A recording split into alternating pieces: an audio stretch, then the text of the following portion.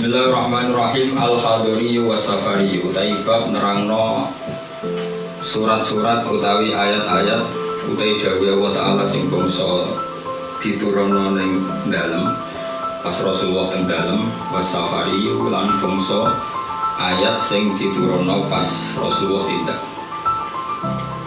Wal hadoriyu utawi ayat-ayat sing diturunno bangsa ning dalem iku ma perkara nazala kang tumurun apa ma fil hadori ing dalem wa safari kuma nazala fi safar iku ma perkara nazala kang turun apa ma fi safari ing dalem tuman wa amma safari wa ana pun tawi ayat-ayat utawi dawuh-dawuh Allah Ta'ala sing bangsa tindakan iku falahu amsilatun mongko tetap kedhe safari amsilatun te pira-pira contoh minha iku setengah sangi amsila ayat tayamum ite ayat tayamum Allah tikang silai latifi suratil Ma'idah di dalam surat Ma'idah. Awalnya kang utawi kawitane surat iku utawi awalnya itu kawitane ayat tayammum ya ayyuhalladzina amanu idza qumtum ila sholati fasilu wujuhakum.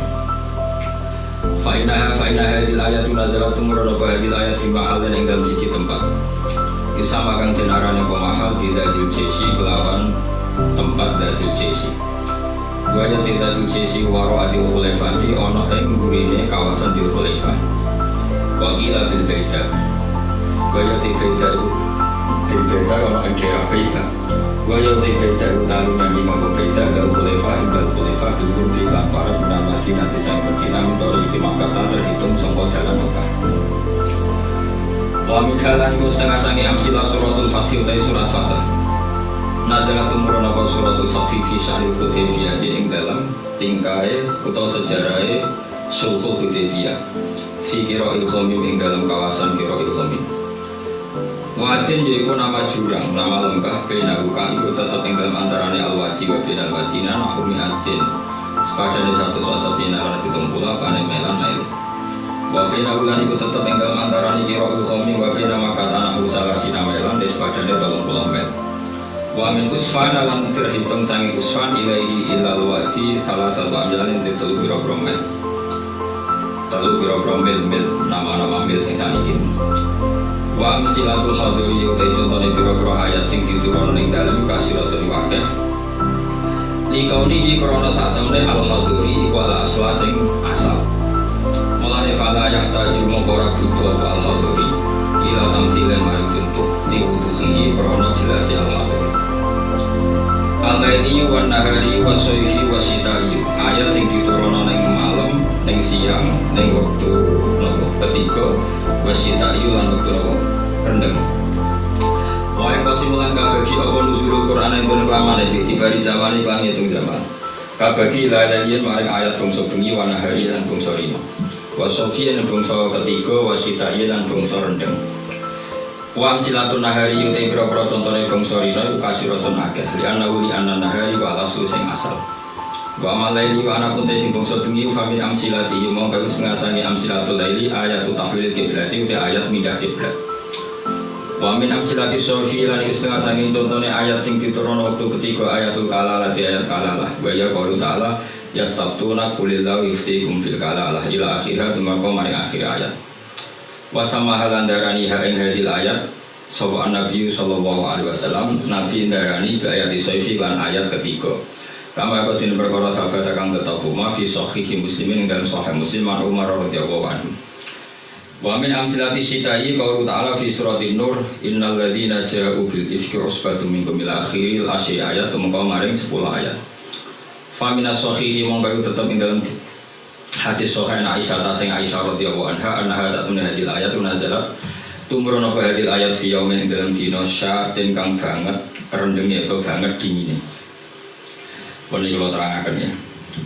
Bismillahirrahmanirrahim. Terus kula bola-balik matur kitab niki niku namine Subdatul Itqan apa? Subdatul Itqan niku diulangaken Sayyid Alawi teng Sayyid Muhammad. Terus era Sayyid Muhammad dipun mestani napa Al-Qawaid Al-Asasiyah fi Ulumil Quran. Tapi semua kitab niki ini materi dasarnya kitab niki Itqan sing kula beton. Napa kitab napa? Itqan karangan Imam Suyuti.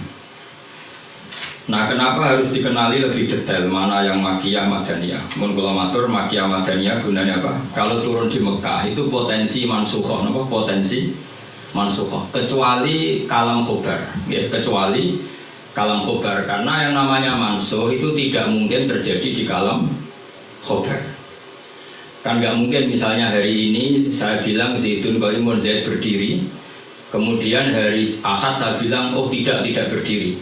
Karena kalau kalam khobar itu kan kadung terjadi, no? Kadung terjadi. Maka kemungkinannya ya tetap terjadi, wis kadung. Tapi kalau kalam insya atau amar itu bisa direvisi.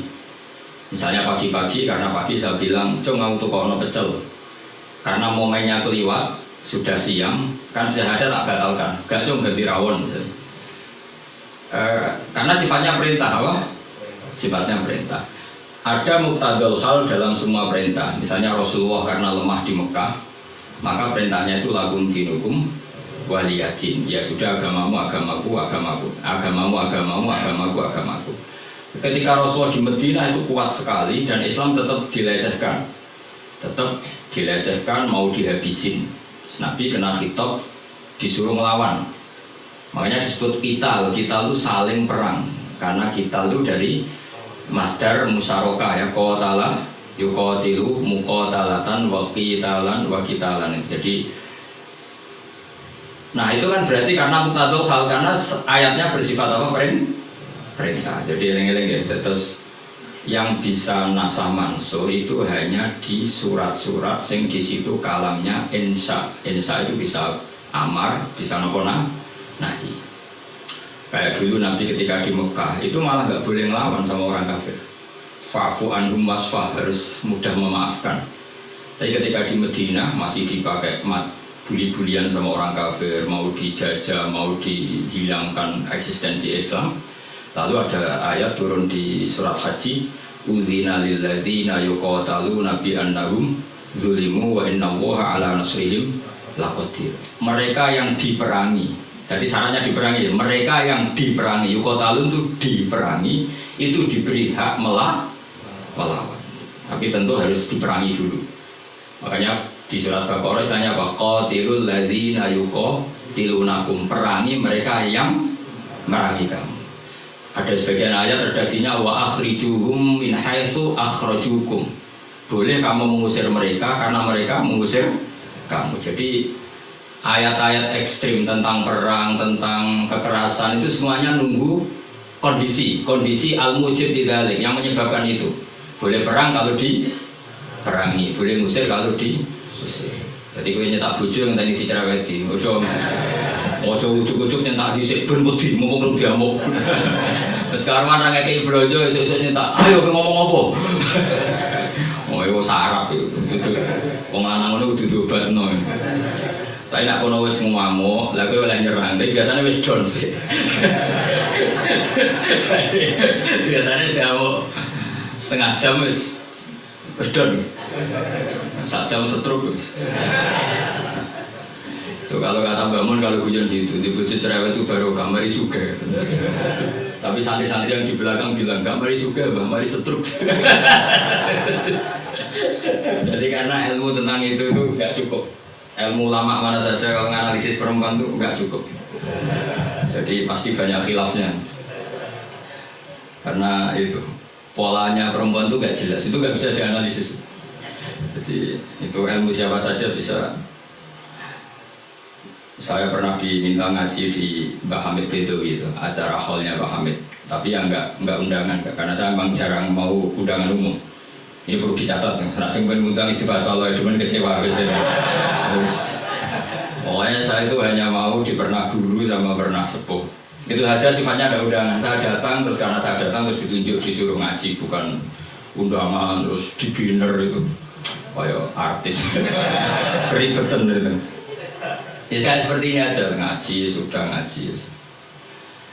Perempuan itu satu-satunya makhluk pangeran sing tahu membantah Kanjeng Nabi. Kalau balik cerita, jadi di Quran ada ayat surat jadi surat Mujadilah, tapi umumnya orang baca apa? Mujadalah. Sebetulnya itu secara nuzulul ayat lebih pas dia namakan Mujadilatun apa? Karena Mujadilatun itu isim fa'il pengganti fi'il mudhari' yang di ayat qad sami Allah qaulal lati tujadiluka. Jadi alati ing wong wedok tujadilu kang bantah sapa lati. Nah, pengganti fi'il mudhari itu di nahwu itu isim fa'il karena zamannya sama. Fi'il mudhari zamannya hal dan istiqbal itu penggantinya hanya isim fa'il. Jadi kalau rajulun yadribu bisa diganti ad-daribu, paham ya? Rajulun yansuru boleh diganti nasirun. Berarti kalau hiya tadribu bisa diganti daribatun. Makanya kalau maknanya ya qad sami'a, teman-teman midanget sapa Allah qaulal lati ing pengucapane wong wedok. Silailati tujadilu kang bantah sapa lati ka ing sira Muhammad. Fi zaujiha ing dalam babakan suamine lati. Watastaki lan nglaporno sapa wedok, nglaporno kanjeng Nabi. Jadi Nabi seumur-umurnya itu hanya dilaporkan oleh perempuan. Nabi lho, ora terima kiai Nabi itu dilaporkan. Jenenge wong wedok menawa terima bojo enteng. Nabi wae dilapor, jadi wong wedok Nabi wae dilapor. Dilapor ilahi maring. Terus sempat terjadi debat, makanya terusannya ayat wa wallahu yasma'u tahawurakum. Wa wallahu ta'ala yasma'u krungu sapa Allah. Tahawurakuma ing perdebatan sira loro. Itu perdebatane Nabi kalian perempuan itu. Muhawarah itu kalau dalam bahasa Arab itu perdebatan. Jadi muhadasa, muhawarah itu maknanya apa? Perdebatan. Makanya kalau orang latihan konversasi Inggris itu, conversation Inggris itu disebut apa? Muhawarah apa? Muhawaratul lughat al-injlisiyah, muhawaratul lughat al-arabiyah. Itu debatnya itu wah luar biasa. Sekamane Nabi kudu kalah wae muwara kekasih pangeran musuh-musuh itu. Jadi khaulah itu wahyu. Pokoknya ceritanya kudu wahyu. Khaulah cerita galak. Khaulah itu wahyu. Mbok barakat, mbok barbiye. Mulai itu pas sujud. Sing lanang wong Arab. Wong Arab ku gak mangan mendoan, gak mangan tempe. Iso bayangno. Wong Jawa bojone suci tenang ae mangane mendoan. Habis go jagung, jadi rawang ayu ya biasa wae. Jadi wong Arab itu mangane daging. Terus neng hadis semua asbabun nuzul redaksi ini fa'ajabatu ajizatuha. Nah bagaimana yo fa'ajabat mongko gawon nuhu ing rajul jenenge Aus bin Somit. Apa ajizatuha itu maknane dhewe ajiz. Pokoke pas sujud itu sing gawon ajizatuha. Wis itu jorok iki. Iki murid kecelakaan. Jadi makna sing bener ra iso, nak makna ngono iso. Jadi uteke wis elek. Akhirnya jaluk, sing lanang njaluk. Karena sing wedok lagi sujud, lagi nikmati pangeran ra gelem. Ora gelem terus ngamuk sing lanang. Wong lanang njaluk ra dikek iku ya ngamuk iku sekunane kuno. Dan nek sing mangan mendoan ngamuke rapati tenan karena ya tadi sahabatnya mesti rapati tenan. Wis akhirnya ngamuk, terus wong Arab itu ngamuk tertinggi itu muni anti aliyah kadori ummi, kowe berstatus kayak ibu. Ini makanya pentingnya ngaji tradisi. Berstatus kayak ibu itu di orang Arab itu adalah dzam. Dzam itu satu kesalahan yang harus dikritik. Tapi kalau orang Jawa kan enggak. Makanya kalau saya ditanya, fikih Jawa sama fikih Arab itu beda. Wong Jawa nak muni, "Dek, kowe koyo ibu." Itu maknanya sama-sama ngerawat saya. Makanya saya berpendapat tidak mesti secara fikih dihukumi zihar karena perasaan mengatakan kaya itu beda dengan orang Arab. Kalau orang Arab bilang kamu sudah kayak ibu, maknanya selawas-selawas haram tak keloni, haram tak jima, haram tak kumpuli. Ini perbedaan apa? Kultur Arab Jawa. Maka fikih itu kalau yang sifatnya sosial atau kultural itu memang nggak bisa sama. Itu kan ibarat begini. Orang Jawa itu kalau dicekel jenggote itu kira-kira ngamuk atau kira-kira. Tapi kalau orang Arab itu kehormatan. Jadi jajal jenggote kang kali cekel. Oh, sudah abang murid radue. Sebenarnya orang Arab itu lucu. Jadi kode jenggote ini cekel-cekelan kok. Kebayang nggak tolong Jawa? Wong Arab itu nak seneng wong. Musirai dicekel-cek diwabung bebenan. Nanti kalau delok orang mentolo.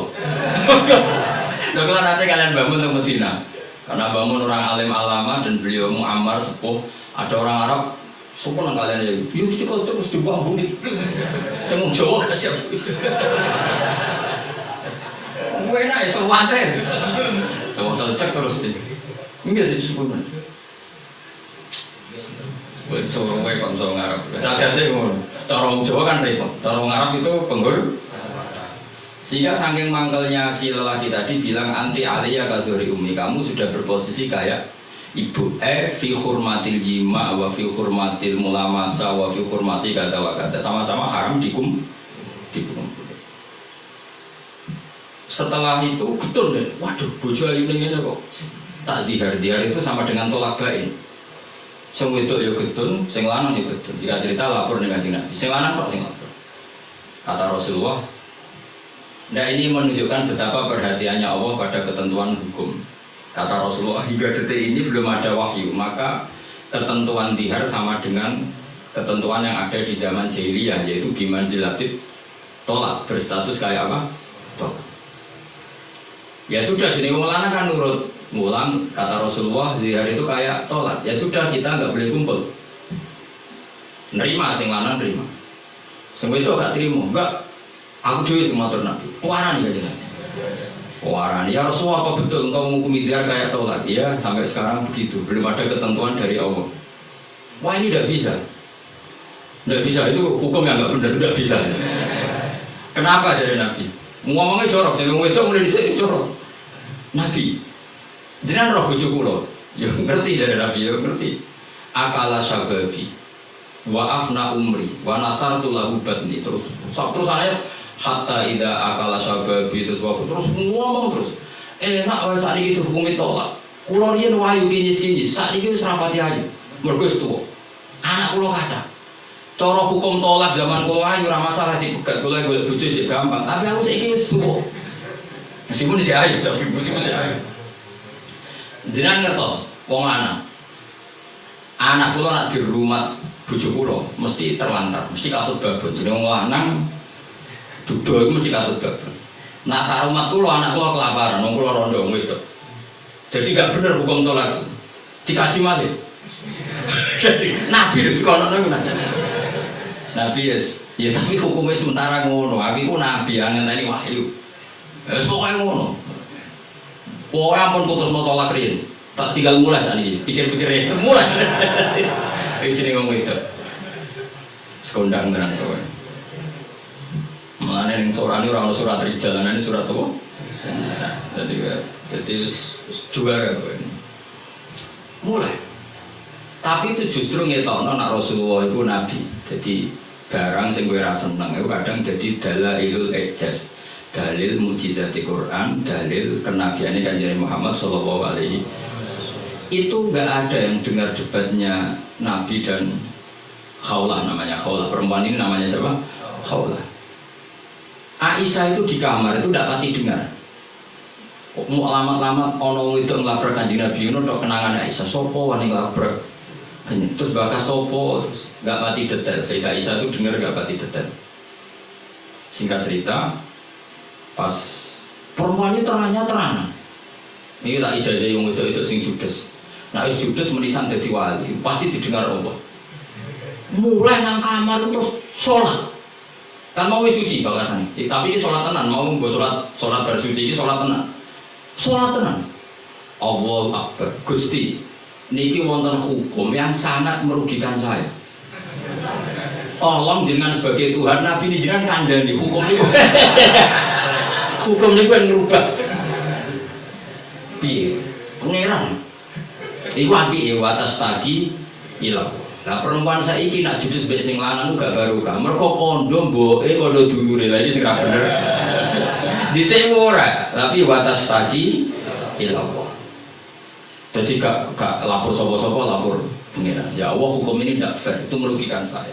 Tolong Nabi jenengan kandhani, kayak wahyu terkini. Nah hukum itu tidak seperti itu. Mohon Gusti, jenengan harus mendengar saya. Nah pengiran itu, terus pengiran nurono ayat wallahu yasma'u tahawurakum. Malah dimulai ayat qad sami Allah. Allah benar-benar mendengar. Jadi wong itu nek ngomel. Pangeran wae ngrespon. Pangeran wae ngrespon. Ijek dikei kot tuh banget oleh ngrespon. Dadi malah kowe bojomu ngamuk kudu mbok respon niku pangeran. Nah pangeran betah wong la tadurruhu maksiatun wala tanfa'uhu ta'atun. Pangeran orang ngomel kan tenang wae, ora bakal kena madharate. Tapi nek kowe bertahan iso kena ompreng. Dadi kira usah niru pangeran karena ya beda kelas no. Akhirnya sujud tenani pangeran. Pas dia sujud, Jibril tekoni Rasulullah. Dia di rumah, Rasulullah tinggal. Perempuan tadi di rumahnya. Qad sami Allah qala allati tujadiluka fi zawjiha wa tashtaki ila Allah wa huwa yasma'u tahawurakuma innahu sami'un basir. Sak terus. Mau nangis sawi itu mau ditibali kanjeng Nabi panggil perempuan itu. Apa yang dia munajatkan sama Allah diterima. Dan Allah meng-ACC keinginan dia bahwa zihar itu tidak seperti toh. Tambah nangis sawi itu jenengan lu nabi tenan. Padahal kalau laporin ning kamar jenengan krungu. Akhirnya terus ada ketentuan alladzina yuzahiruna minkum min nisaihim ma hunna ummahatuhum in ummahatuhum illallahi waladuna. Jadi akhirnya pangeran nganggo ilmu status. Ada saiki umat ya kasing statusan di perkara. Pangeran nganggo hukum apa? Status. Status itu begini, yang namanya ibu itu siapa? Ya definisi ibu adalah orang yang melahirkan kamu. Saya ulang lagi, yang namanya ibu itu siapa? Orang yang melahirkan kamu itu namanya seorang ibu.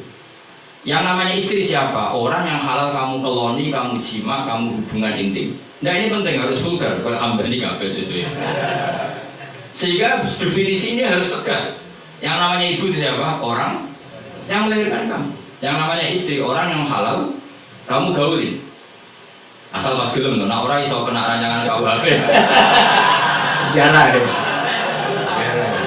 Sobat itu mesti sing bojone ayu sing akeh di penjara. Tak sing bojone elek kan gak ono pemaksaan. Jadi kowe kudu termasuk sing di penjara ben ketara bojone. Jadi kok nak disidang, kenapa kamu maksa istri kamu mau? Sing tahan mbek wong ayu sapa? Kan keren. Tapi misalnya di Sweden bojomu elek merongkot. Pertanyaane hakim, ngono wae kok ora betah. Pantas banget. Boisen, cara sidang bojone wae elek. Bareng di sidang. Orang ngono mesti pertanyaan, wong ngono kok ora kuat ngempet kan. Tapi nek wae terus kira kuat ngempet kan hakim kan. Mesti pikir-pikir. Ketoke pantes.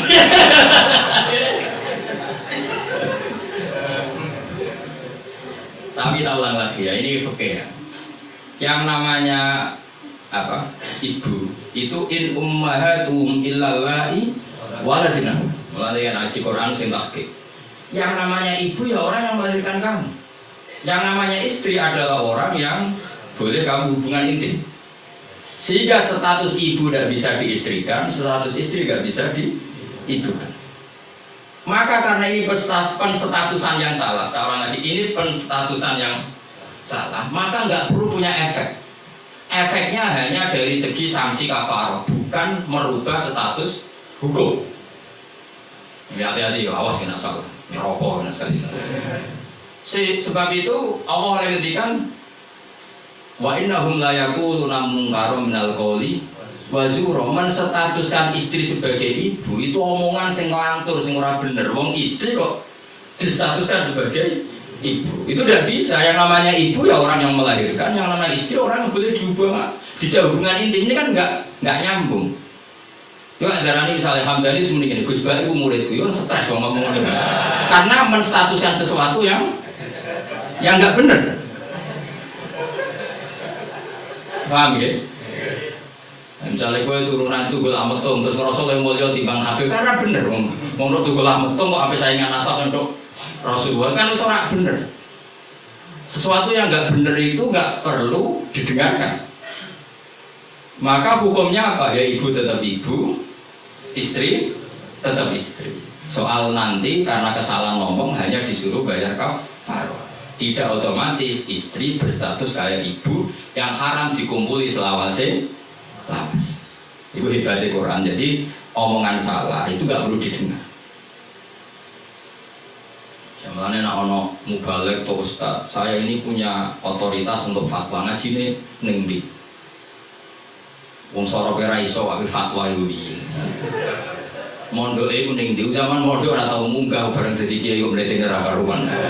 Ngono kudu ditakono kanca sakelase. Iku ngerpek ta ora terus. Nek ra mlete dibarno, nek mlete kudu dielingno. Utawa golekno gurune. Oh, nak sekolah ngadeg terus ora tau.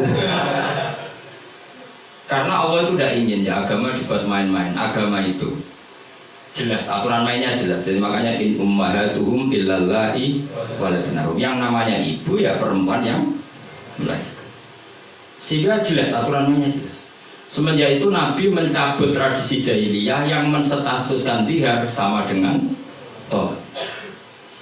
Paham ya? Jadi hidup itu harus jelas. Sama seperti Quran juga gitu. Quran itu sakral, nggak mungkin salah. Kalau ada salah, berarti salah penafsirnya, salah penerjemahnya. Quran tetap terbebas dari kesalahan itu semua. Karena Quran itu sakral. Misalnya ngomong kiamat itu berdasar hitungannya Quran, itu tahun 2012. Nyatanya gimana rasido? Ya. Sampai pulau sering nggak SMS, konco-konco pulau sing kiai. Gus ngenteni kiamat teng putih. Terus nanggene lho nang omahku gak ngopi ya. Kiamat kok ngono sing putih wae akeh perkarane apa? Kiamat 2000 berapa? 12. Nah, rencana aku ben sesuk. Wong ora melok ge kiamat kok geger. Wong Rasulullah sing kekasih pangeran wae ndak dikasih tahu kapan. Israfil itu sing go trompet ngalor gitu. Kowe ora ngerti.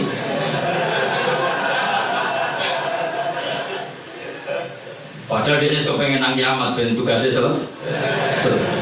Ibu era. Nah, artinya begini. Barokahnya para mufassir, para peneliti Quran. Itu gak mungkin tafsir yang diutarakan ulama itu gak detail, itu gak mungkin. Karena ya ini perbandingannya.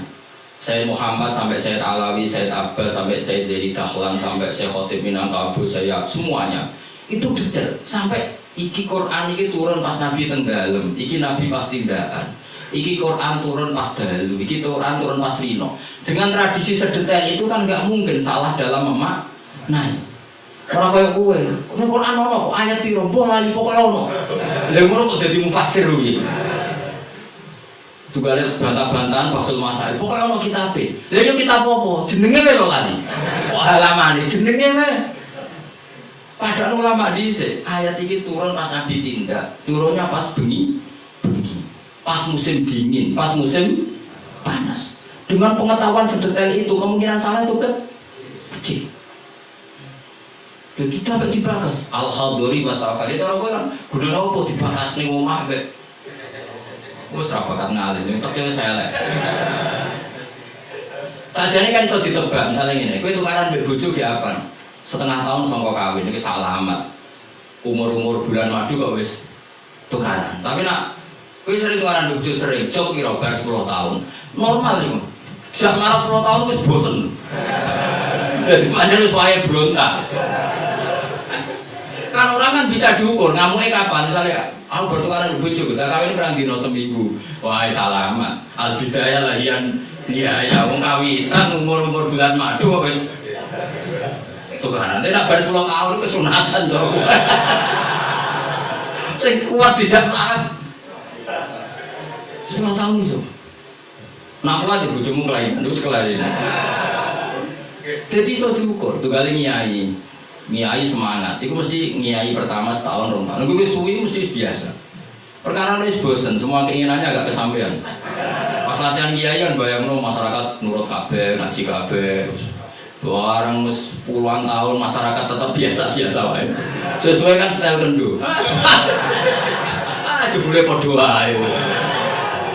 Nek semangat pertama mesti semangat. Nah, takon imam masjid, semangatnya mau pirang bulan. Buang dan istiqomah jamaah, jebule reaksinya tetap soft awal dok. Tambah istiqomah tetap aja soft awal, malah kadang merotoli. Sesuai mesti mikir, tak rewanginya ini yo. Reaksi publik ya padat, sesuai mengendorkan diri. Akhirnya gawe wakil. Ya wakil sesuai mulai dimami santri, ya sesuai santai. Itu yang bener, mulai bener ya itu. Mereka tambah semangat mesti tambah kecewa, orang kok tambah. Makanya itu uniknya Quran, ketika Rasulullah terlalu semangat itu malah mbek pangeran didawi la'allaka baqiun nafsak. Muhammad kowe aja terlalu iku menggebu-gebu oleh dakwah. Mergo untuk iman ora iku urusanku. Sementing kowe dakwah standar wae.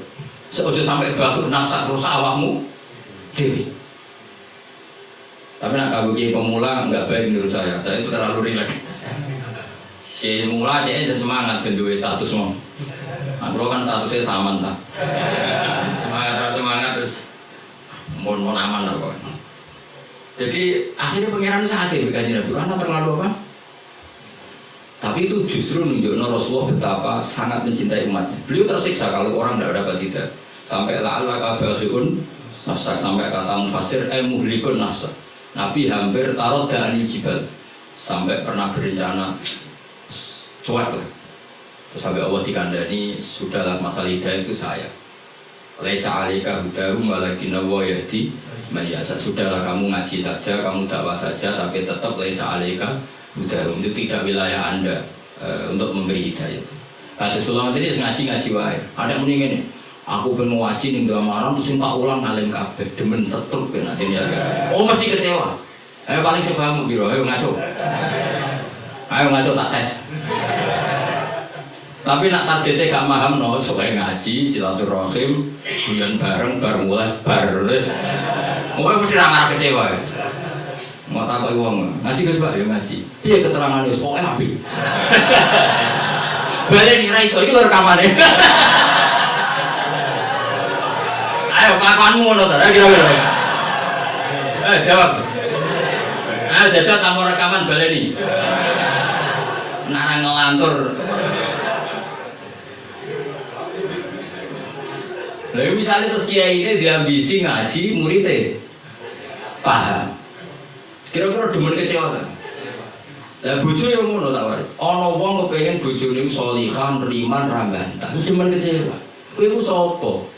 Wong kok cukupi wae jek bantah men ra mbok. Sokoke ditarget bojo penting wedok nak salat madhep ngulon. Ya wis kok. Iku mesti gak gampang kecewa. Lho kula kiai, bojo kula yo ning. Ya najeno bojo pokoke urip, salat, seneng. Berarti ora usah bayangno teko lunga disambut, terus digodhogno banyu nggo teh, nggo disiramno ya. Coba kecewa, apa? Coba kecewa. Wong angger teko takoki, "Cek urip, Dek." Alhamdulillah bojoku isih. Misalnya kok minggat mulai, "Mas aku mulai nang wong tuaku." Melok kowe yo melarat karo melok wong tuaku. Alhamdulillah Dek ge cerdas. Tahu sing pantes dieloki. Jan cara hukum melok wong fakir iku kebodohan. Melok wong tua sing sugih itu kepintaran. Tanggapi secara ilmiah. Kok organi wong lanang ujug-ujug mulai ndak ini kamu punya istri yang menghormati ilmu. Di mana-mana melok wong fakir ora enak. Melok wong tua sing sugih itu enak. Berarti bojo pinter lah goblok. Pinter. Jadi sing syukur. Alhamdulillah Dek kok pinter. Kowe kirane melok aku fakir 5 tahun aku ya jagal. Wong kok gobloke ngono. Jadi coba mulai iki. Lah misale ki dirafak. Wis Mas tak rafakno Mas, aku pegat Mas ngene-ngene. Ya ngono. Nak pancen kowe entuk sing luwih apik timbang aku. Ya piye meneh. Tapi bukan barang sing ora mesti. Sing karuan mesti iku ya aku iki bojomu. Terangno, mengejar barang ora mesti iku bahaya. Terangno. Tapi nak bojo jawab ngene, fakiranmu wis mesti. Sugihmu ke depan ora mesti. Nah aduh, al yakin la yuzalu bisa. Baru saya malah ngaji usul fikih. Ngaji kaidah fikih al yakin la yuzalu bisa. Malah debat. Tapi intinya gini ya, dari mengerti seperti ini, kemungkinan para mufassir salah dalam mengartikan Quran itu kecil.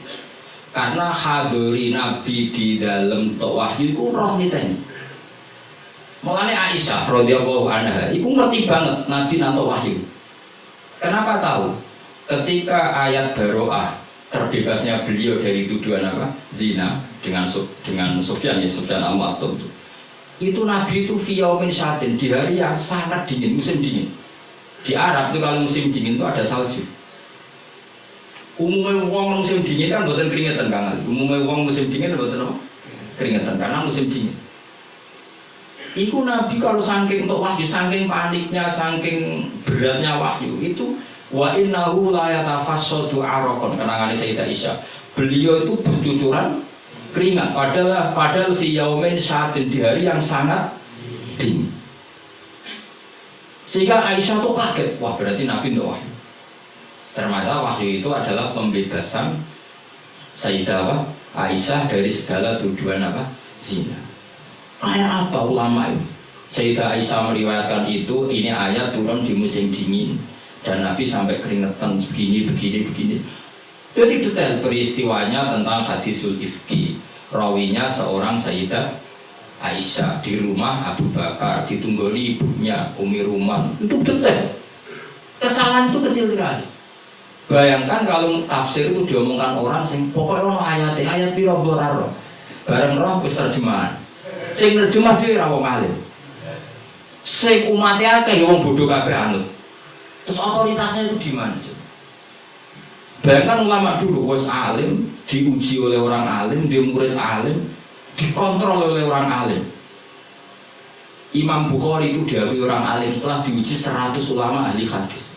Itu lagi lolos. Saya kira orang bodoh kabeh ngaji, iku niate ngaji mau golek barokah ora golek paham. Mergo wis ngerti nek ora bakal paham. Dadi akhirnya ya realistis ae. Takoki kenapa ngaji sing untuk barokah. Semangkone nggo nguri ora paham. Mau kenangane ngaji, ngajine rame, wis ngono tok. Maka sapa mbah nggo nguri rapati krungu. Padahal ngomong Arab lah ya padha ae rapati paham. Jadi mulane nek rapati paham nggo nguri beda alasan nek ora paham. Tapi ngaji ilmu sama ulama dulu itu paham ora iso. Mau dites. Imam Syafi'i itu ngaji Imam Malik itu dites. Maca muwatta sih di sinau nisik lagi ngaji Imam Malik. Terus dites. Sufyan Ats-Tsauri nate ngetes Imam Syafi'i ngene. Cara kowe mesti gagal. Tes-tesane ngene. Ada Sufyan Ats-Tsauri, ada Sufyan bin Uyainah. Ini ulama-ulama seniornya Imam Syafi'i. Ya Syafi'i nanya lo ya jangkar karena lebih senior. Ma makna hadis la tuharriku toiro atau atiron la tuharriku atoiro min wakanatiha. Sebagai riwayat min makin natiha. Manuk itu aja mbok obahno sangka kurungane.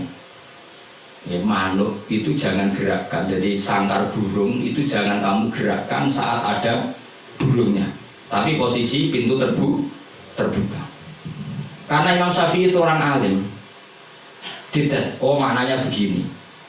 Orang Arab itu kalau mau pergi itu tayamun maupun tasya'um. Jadi kalau burung di obano kurungannya kok terbang ke kanan, maka perginya mubarok baik. Tapi kalau digerakkan burungnya terbang ke kiri, maka pergi ini buruk. Nabi melarang itu. Nabi melarang umat Islam punya penyakit tatoyur. Tatoyur itu apa? Menggantungkan nasib dengan toirun burung. Makanya di surat Yasin apa? Innama toirukum ma'akum. Jadi apa? Paham lagi ya?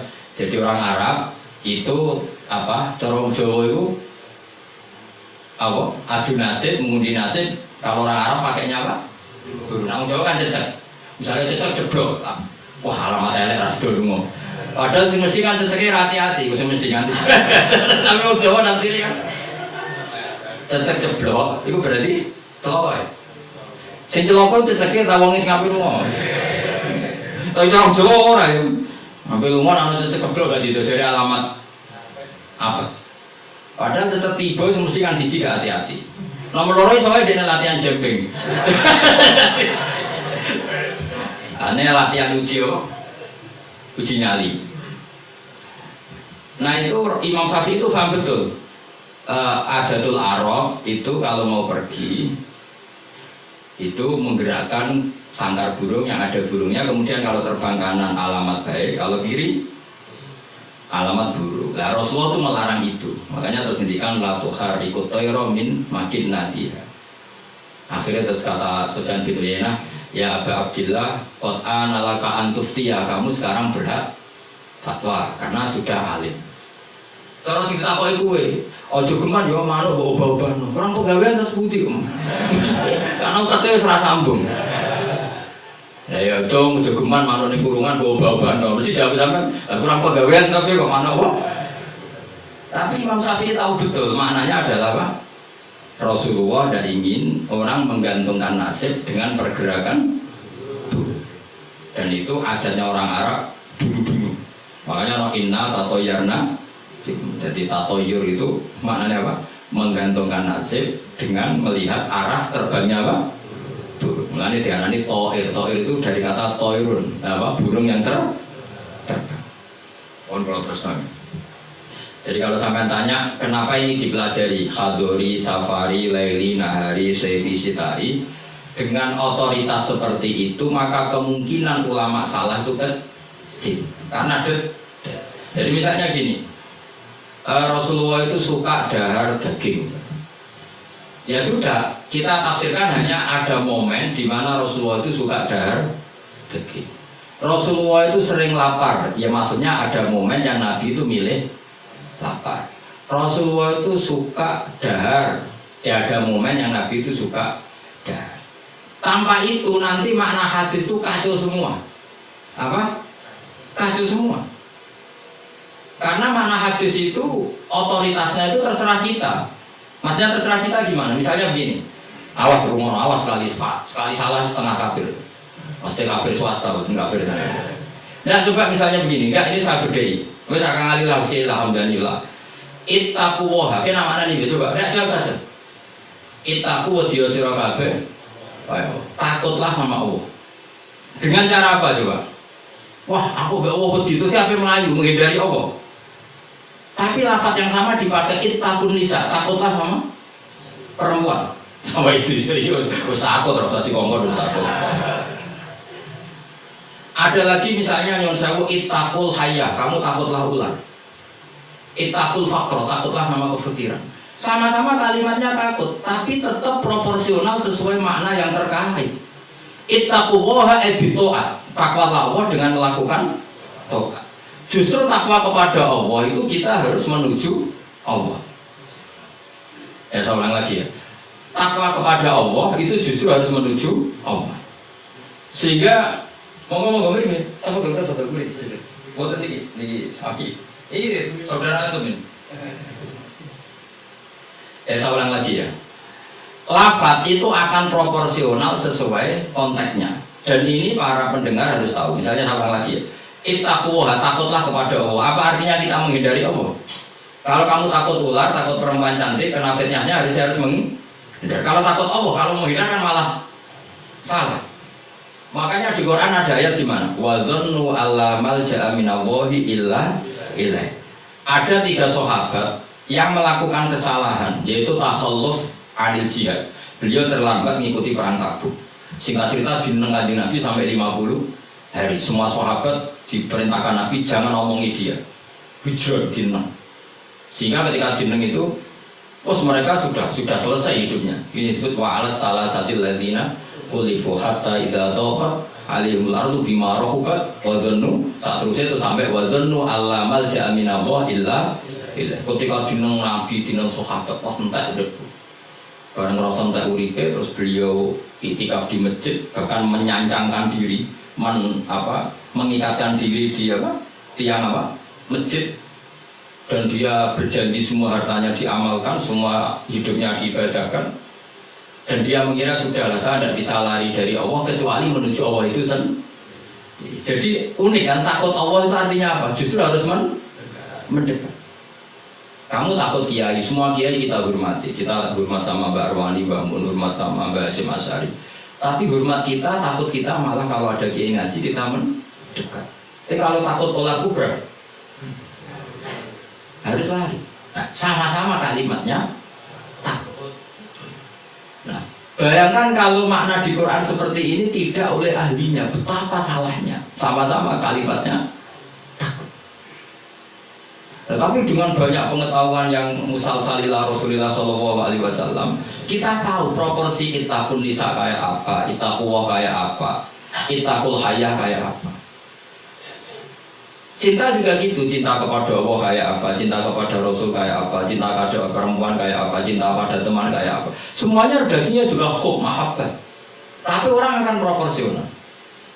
Makanya ulama itu kalau ngendikan lafaz yang sama itu ditafsiri beda-beda. Misalnya gini, yang paling terkenal, nak kira atau kamu ya kebangetan. Inna woha wa malaikatahu yusholluna 'alan nabi. Wa sholat minallah ar-rahmah wa minal malaikah istighfar wa minal adami tadarruun wa du'aun. Coba, Allah itu kan di atas Rasulullah Muhammad. Apapun hebatnya kanjeng Nabi kan di bawah Allah. Berarti Allah di atas kanjeng Nabi. Maka ketika ada ayat ini, Inna woha saat Allah Ta'ala yusolli misalnya, maca sholawat sapa Allah. Masa macane sholawat Allah muni ngene, Allahumma sholli ala Muhammad. Allah dhewe kok muni Allahumma terus piye kan gitu. Paham ya? Tentu redaksine Allah ya usolli ala Muhammad. Saya menambahkan rahmat kepada, ya langsung jadi usolli ala Muhammad azidu alaihi rahmatan. Saya menambahkan dia tak kasih rahmat.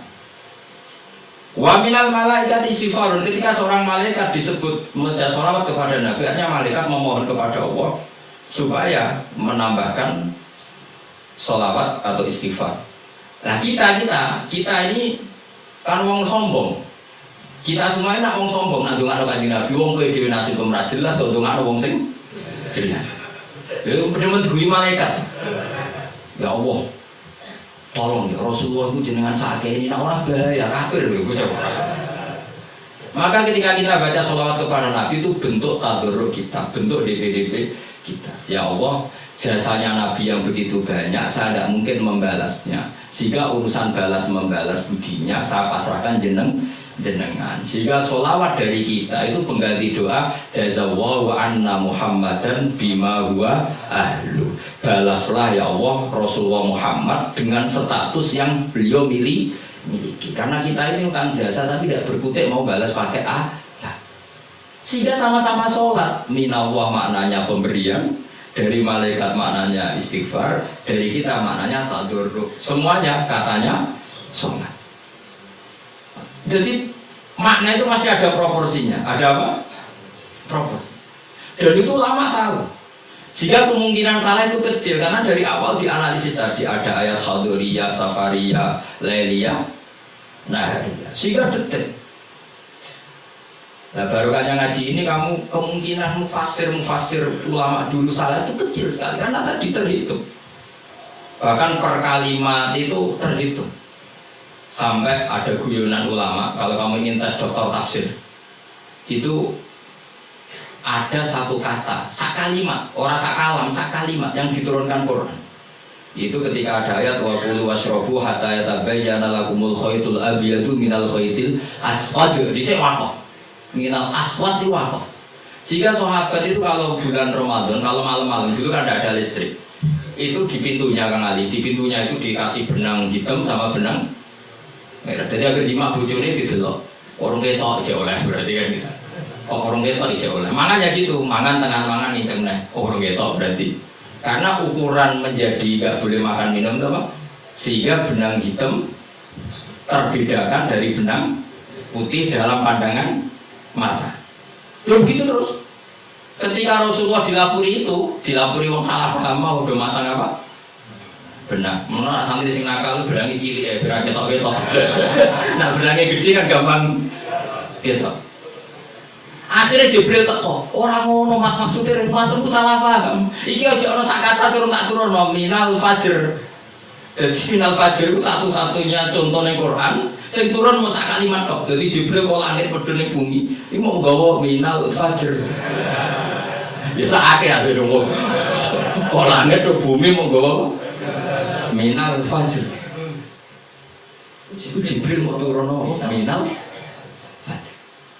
Satu-satunya contoh Quran turun pesan sak kata, sak kalimat, orang kok apa? Sak kalam orang musnad atau musnad ilah. Saya teruskan malah ya. Jadi kemungkinan para ulama salah itu kecil karena tadi sanadnya musalsal ila Rasulullah Shallallahu Alaihi Wasallam. Sampai ketika ayat itu dibaca Nabi saat di rumah Sayyidah Aisyah, temanya adalah pembebasan Aisyah dari tuduhan apa? Zina, terus peristiwanya sama siapa, tuduhannya siapa, yang menuduh siapa, itu detail sekali. Yang menuduh adalah orang-orang munafik. Terus Sayyidah Aisyah tersiksa karena omongannya si A, si B. Ini detail sekali. Nah, barokahnya detail itu kemungkinan salah itu kecil. Andai kan itu tidak detail, maka orang akan menafsirkan ayat dengan makna am, dengan lafaz am, dan itu bahaya. Misalnya lafaz am gini, innal insana lafi khusr, semua manusia pasti getun. Masa Rasulullah masuk lafaz innal insana, masa para nabi, para wali masuk innal. Tapi kalau kamu tahu bahasa Arab kan, alil ahdi, al itu untuk makna takrif. Orang tertentu yang kelakuannya tertentu itu lafi khusr. Sehingga proporsional. Apa proporsional? Makanya ketika ada ayat misalnya gini, wa anni faddaltukum alal alamin. Bani Israel didawi pangeran, saya memuliakan kamu di atas seluruh penduduk dunia. Semua mufassir mengatakan karena umatnya Rasulullah adalah umat terbaik, kuntum khaira ummatin. Tapi kenapa Bani Israel dikhitobi wa anni faddaltukum? Oh begini, ala alami zamanihim apa?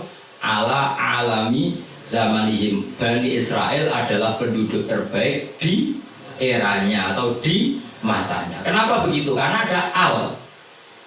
Apa? Ada seperti begini ya. Mbak Arwani itu yang terbaik di eranya. Tentu beliau kan gak akan merasa lebih baik ketimbang Mbak Munawir karena gurunya. Mbak Mun terbaik di eranya tentu dibanding kita-kita. Kalau dibanding Mbak Zubair sama Said Abdul Al-Haddad terbaik. Tapi kan gak mungkin beliau kerso dibandingkan sama Fakih Muqaddam, sama Habib Ahmad bin Isa al-Muhajir. Semua ini orang-orang terbaik tentu kita tafsiri di eranya. Karena mesti beliau-beliau punya senior. Paham jelas ya? Sama lah.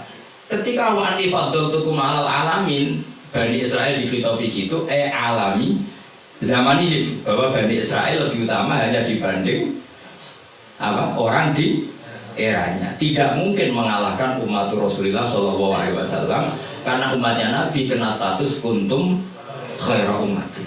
Ya jelas ya. Jadi, nah, siapa yang tahu proporsional ini? Lagi-lagi ulama. Jadi ini penting, ulama ini penting. Sama ketika Rasulullah itu nyuwun sewu ya mau berteman orang-orang kafir. Itu ulama yang tahu. Bertemannya apa? Karena Rasulullah tidak punya hadun nafsi, bertemannya adalah tatmi anil Islam supaya menyenangkan mereka masuk Islam. Tolaban di imanihim wa toma'an di imanihim. Tidak sing akrab sampean, oh paling untuk servis ya. Gak butuh Islami, butuh duit. Kan nanti terserah. Sama-sama dohir itu mau berteman, tapi kan beda orang soleh sama ndak. Aku bolak-balik nonton gampang kasus wong itu. Ana wong soleh ngekeki dhuwit rondo ayu. Wis pikirane nulung. Enak wong dolim ngekeki dhuwit mesti pesen, kok pesen apa ora kok. Jadi sama, perilakunya sama-sama memberi. Tapi orang soleh sama orang fasik selalu beda. Makanya Allah nak ngendikan itu sederhana dan ini sangat sederhana tapi sangat dalam. Qul hal yastawil ladzina ya'lamuna wal ladzina la ya'lamun. Afaman kana mu'minan kaman kana fasiqo. Sama. Lho coba kiai sama orang fasik yo ramah yo lomo. Enak menawa gelem dadi apik. Antar wong fasik yo sayang yo lomo ben kena dadi anak buah ben gelem ngedar narkoba. Lomane padha pemberiannya sama. Sing kiai memberi ben orang ini jadi baik. Sing badan narkoba memberi ben gelem dadi anak buah. Memberinya sama. Perhatiannya yang beda apa? Niatnya, karena tidak akan sama afamangkana mu'minan kamangkana fasiko. Lah saya ingin Quran itu dibaca seperti ini sehingga kualitas maknanya terjaga. Karena bawa Jokowi itu terus diterjemah apakah orang mukmin sama dengan orang fasik? Jawab tidak. Itu bangunnya apa ujian masuk madrasah aliyah loh. Bocah orang karu-karuan faham itu. Jadi sing detail ya ngaji Quran sing detail. Jadi afaman kana mu'minan kaman kana fasik. Makanya Rasulullah nanti ngendikan dan hadis ini saya pegang betul. Jangan geman salah paham sama orang soleh yang alim karena motifnya pasti kebenar meskipun dohiri salah. Terus Nabi ceritakan habrun ahbari Bani Israel, dulu itu ada orang alim dari Bani Israel. Itu orang soleh sekali, alim sekali. Tapi ketika beliau sedekah itu dikasihkan sama maling. Fatahat dasar nas, orang geger, orang alim maksud aku sampai maling. Kemarin Kang Ali santri radika ini malam maling. Kontroversi belum selesai, hari kedua tiga ronde, tiga orang nakal. Geger mana? Ini orang alim malah ngamalin ronde, geger. Geger belum selesai hari ketiga, tiga orang juga. Jadi 3 hari itu keliru terus. Tapi beliau orang alim, orang ini dipuji Nabi. Kata beliau begini, wong nganti dadi londe, wak kepengen golek duit. Jadi wingi tak kei nduk, kowe Pak dadi londe golek duit iki tak kei tapi ora usah dadi londe. Fala Allah antas taifa, saya memberi itu supaya dia enggak jadi nakal. Betul enggak ambek wong fasik sing ngekei duit. Ayo betul ora? Terus yo pesan terus copet itu dikasih, ditanya. Kenapa kamu ngasih copet? Lah ya copet nganti nyopet golek duit, cung serausan juga ada dina ini tak kei. Biasanya sedina untuk piro cung misalnya. Ya 500.000 yes kei, 500.000 rasa nyopet. Artinya apa? Sama-sama bentuknya itu ngasih, tapi motivasinya B. Sing paling sini terakhir, wong sugih dikai. Wong sugih ya bingung, mbah ya kalau sugih kok kei duit. Lah nanti kowe medhit, iku ora saking senenge duit tak tambahi. Asli sing sugih. Makanya masyhur. Jadi artinya gini loh, wong alim ora iso dipadakno wong. Makanya ketika Rasulullah SAW berteman dengan Nasoro Najron, sampai Nasoro Najron sowan ke Nabi konsultasi tentang agama. Terus bagian riwayat Nabi menghormati mereka. Itu beda dengan kita. Kita seperti itu nggak boleh niru-niru amat karena konteksnya beda. Kekuatan kita, iman kita dengan Nabi itu beda. Tapi tetap ini menjadi hukum. Siapapun boleh menganalisis sesuai fahamnya masing-masing. Tapi tetap beda. Saya ulang lagi tetap beda. Karena tadi, misalnya orang alim soleh terus senengannya mulang rodo-rodo ayu. Ya kita harus sesuatu. Paling banter sangka bodoh jadi pinter, sangka nakal jadi solihah, sangka kedonyan jadi eling akhirat. Ya. Motif utamanya seperti itu. Senajan kok akhirnya kecoba hambari terus orang diwayo, ya tetap halal kan diwayo. Tapi kan motivasi utamanya itu bahwa para janda ini harus lebih baik.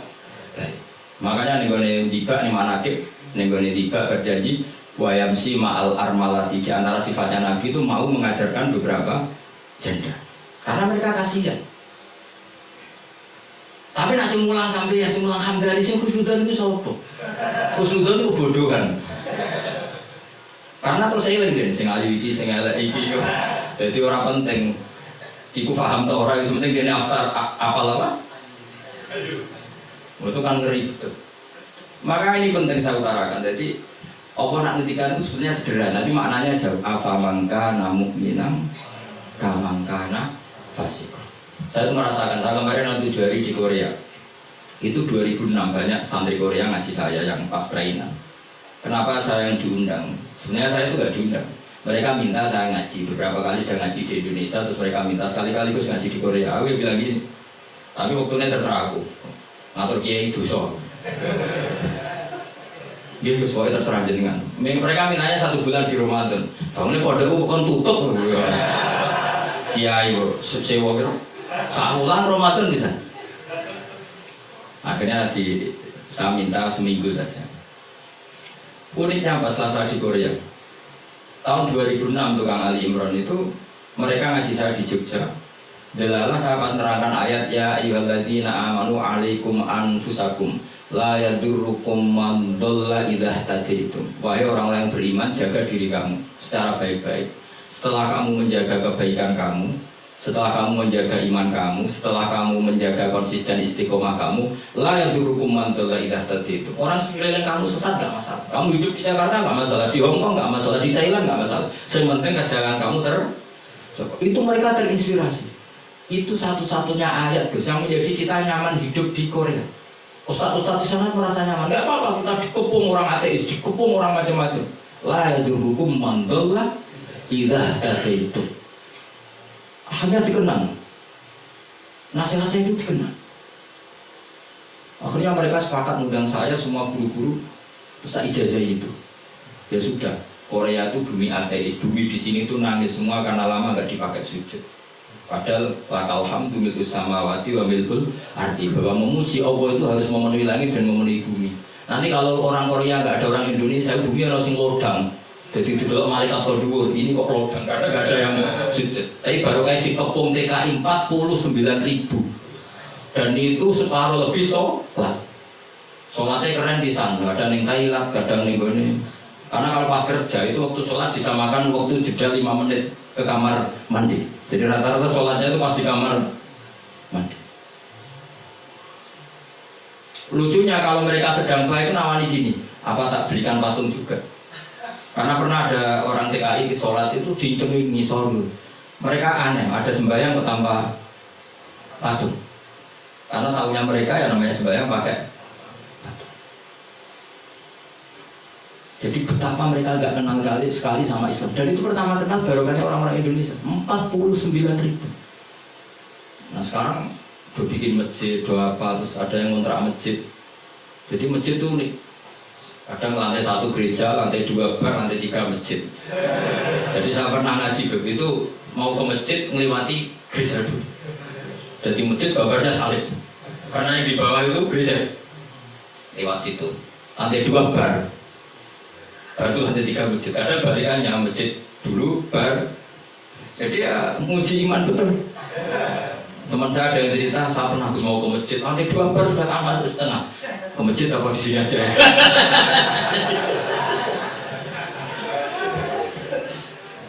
Tapi ya tadi, makanya kita semua syukur betul umatnya Rasulullah Shallallahu Alaihi Wasallam itu dikawal Quran ila yaumil qiyamah. Jadi yang dikawal Quran bukan orang kudus saja, bukan orang yang daerahnya mayoritas Muslim saja. Termasuk orang yang di Korea, di Uni Soviet juga dijaga Quran la yadurrukum man dhalla idza tadi. Saya punya dokumennya ya, orang-orang Rusia Kang Ali ketika Uni Soviet itu mengkooptasi 100 tahun. Itu orang-orang Islam turunan Uzbek, turunan Syria, turunan Arab. Itu kalau mengajarkan tauhid itu di basement, di bawah tanah. Karena mereka dipaksa menjadi komunis. Tapi Allah itu maha kuat. Allah wal qawi, Allah itu zat yang kuat, gak terkalahkan. Mereka terus selalu ngajar anak-anaknya di bawah tanah untuk mengajarkan tauhid. Dan doa mereka didengar Allah. Akhirnya Uni Soviet hancur menjadi negara persemakmuran. Tapi sekali menjadi negara persemakmuran langsung menjadi negara Islam, yaitu Ceknya Uzbek Tajikistan. Laukanu khina kufrihim tidak belajar Islam maka tidak bisa mendirikan negara Islam. Tapi karena mereka ketika dikooptasi Uni Soviet tetap belajar Islam, sehingga pertama merdeka langsung negara Islam. Andai kan mereka sudah meninggalkan Islam secara pelajaran maka tidak bisa mendirikan negara Islam. Tapi mereka ketika dikooptasi tetap belajar Islam meskipun sembunyi itu jengela ya durrukum man dhalla idza tadi. Jadi orang sekeliling kamu sesat gak masalah, asal komitmen kamu sendiri tercerahkan atau mendapat. Dan saya itu ingin ya Quran-Quran seperti ini tuh mantep nih umat Rasulullah Shallallahu Alaihi Wasallam. Eling-eling ya ayyuhalladzina amanu alaikum anfusakum la yadurrukum man dhalla idza tadaitum. Jadi kamu nggak usah takut sama. Kayak apa Jakarta? Jakarta kata orang banyak kota maksiat gini-gini. Itu tidak benar. Banyak orang-orang alim. Siapa yang nggak ngerti Habib Mundir di era modern? Sampai Majelis Rasulullah besarnya juga di Jakarta. Siapa yang nggak ngerti keluarga Kuitang? Orang-orang alim yang non Habib juga banyak. Dulu ada Mbak Syafi'i, sekarang ada Pak Sukron Makmun, Pak Nur Iskandar. Banyak teman-temannya bapak yang alim di Jakarta. Santri saya di Jakarta ya banyak. Muhibin saya Jakarta ya banyak. Karena ketika orang itu baik, itu la yadurrukum man dhalla idza tadi. Uni Soviet kayak apa dijayanya? Ketika mereka hancur, malah mereka akhirnya yang hancur dan berdiri negara-negara persemakmuran dengan asas Islam. Jadi ora usah khawatir, wah ini negara Indonesia rusak toh, kudu dihancurno. Wah apa-apa, enggak tahu ngaji yakin atau ngaji. Agama ini akan dijaga Allah ila yaumil qiyamah. Jelas dawuh Nabi la tazalu ta'ifatun min ummati dhahirina 'alal haq la yadurruhum man khalafahum. Sebagian riwayat la yadurruhum man nawa'ahum. Agama ini kata Nabi selalu umatku ini ada pembela-pembela kebenaran ila yaumil qiyamah kata Nabi. La yadurruhum man khalafahum, dan umatku yang membela kebenaran ini tidak akan terkalahkan oleh orang yang menentang mereka. Dulu ketika kita kecil, ada pengajian kudu lapor Polres mau balik di data, dia bener ini. Saat ini pengajian rasa diundang Polsek dorong. Bedanya kan jauh sekali. Dulu kan kayak kesulitan, sekarang kayak apa? Padahal kualitas ibadah kita mungkin hebat, udah mungkin mesti hebatnya orang disini. Tapi agama ini dijaga Allah. Nah cara kiai sing tasawuf dhisik digawe Imam Ghazali, Syekh Abdul Qadir Jilani. Iku agama mlaku. Berhubung agama diurusi pangeran, saiki digawe mudin yo mlaku. Mergo sing ngurusi pangeran. Cara sing ngurusi manusa agama iki wis tutup. Mergo sing gawa trimo mudin. Tapi berhubung dijaga pangeran. Sing gawa rodok-rodok pidol wis tetep aku. Dari amdani wis tetep. Ya memang Allah Ta'ala sudah janji la tazalu ta'ifat. Ini dawai kanjeng Nabi.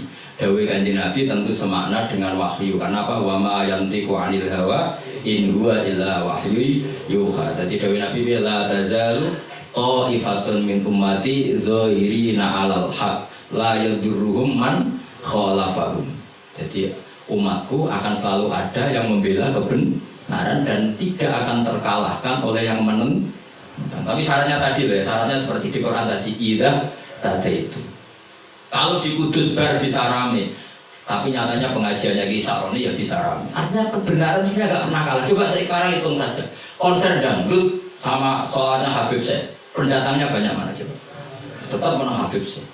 Sekarang orang yang di bar sama ngaji Jumat pagi banyak mana? Banyak banget. Artinya kebenaran itu selalu menang. Dari pote kadang sih kalau kebenaran itu hitung-hitungan. Tarik uang ini untuk apa? Itu mulai masalah. Kalau yang bawa saja sudah ada ikhlas itu mulai. Asal yang bawa ikhlas, insya Allah tetap menang gitu. Contohnya paham ya, rasa tersinggung ya, biasa wae rasa. Artinya Allah menunjukkan kebenaran kan sesuatu yang agak menarik itu sebetulnya. Kok menarik dia dong, kiai ini wis lanang jenggoten. Briwoken anak dulu artis kan karuan, sing disawang ayu. Lagi misalnya Khadruwan sing Hamdani Ali sedelok ngaji ini gurih sedelok Hamdani itu untuk apa ya? Tapi yang menarik loh. Ya coba Vatikan, saya punya teman itu pernah main di Vatikan. Itu kan menarik, ada gondola, apa orang Eropa itu cantik-cantik, cekaruan cekak. Wajar lah kalau menarik. Tapi masih kalah dengan Ka'bah. Ka'bah wis kotak, pinggire wong brewok cobaan. Tapi wong mujizat. Iku wong yo edan tenan karo Ka'bah. Edan seneng banget ora edan basa Jawa, basa Arab. Orang Jawa nak darani seneng banget itu basa apa? Coba. Justru itu kita mujizate Ka'bah. Ya kalau orang ke Vatikan kan menarik, wajar kan, ada wong ayu, terus sungainya indah. Mau Ka'bah aja. Terus kotak. Iran pisan.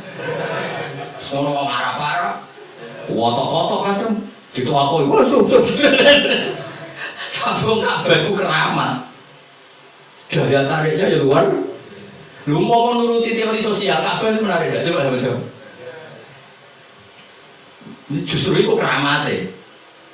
Kiai yang ngurus, wah tuh nak mulang raina. Kadang mulang saking supaya sidang itu. Tapi sih ngaji yo. Wah. Orang cak mau jaga penampilan, jaga image, berhubung niatnya rapati ikhlas. Enggak tahu ngira seneng. Dagu kok ngita itu.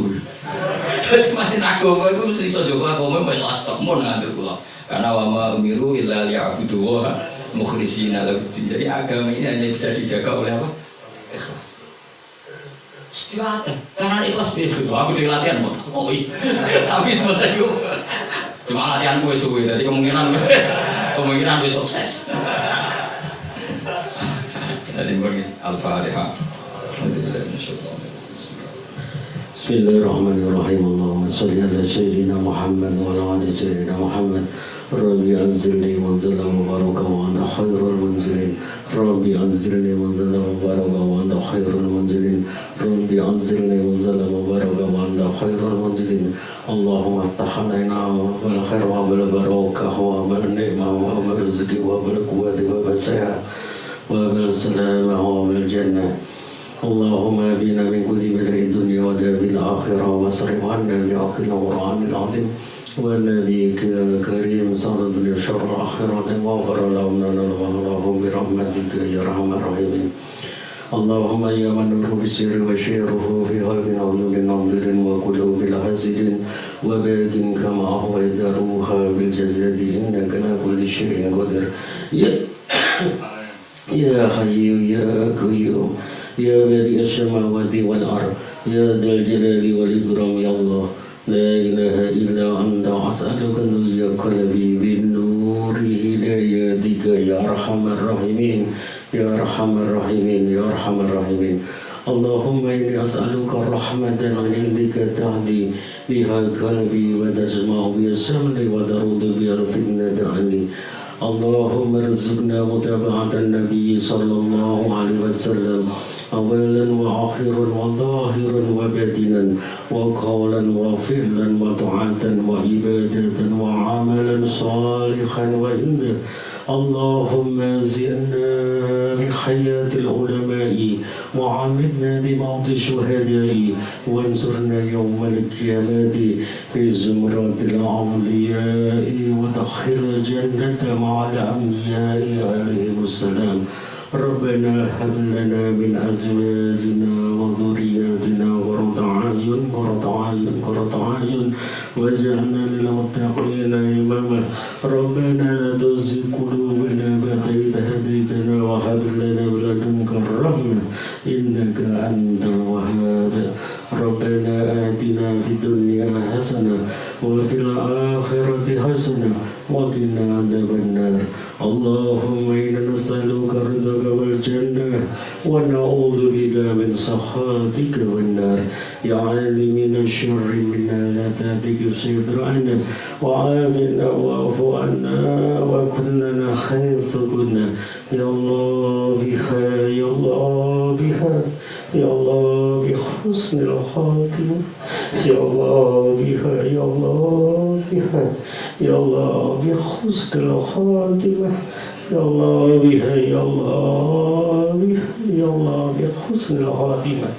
اللهم إنا نسألك زيادة في الدين وبركة في العمر وسعة في الجسد وسعة في الرزق وتوبة قبل الموت وسعادة عند الموت ومغفرة بعد الموت وعفوا عند الحساب وأمانا من العذاب ونصيبا من الجنة ونصيبا من الجنة ونصيبا من الجنة وارزقنا نظر إلى وجهك الكريم. وصلى الله على سيدنا محمد وآله وصحبه وسلم. سبحان ربك رب العزة عما يصفون وسلام على المرسلين والحمد لله رب العالمين. سر الفاتحة.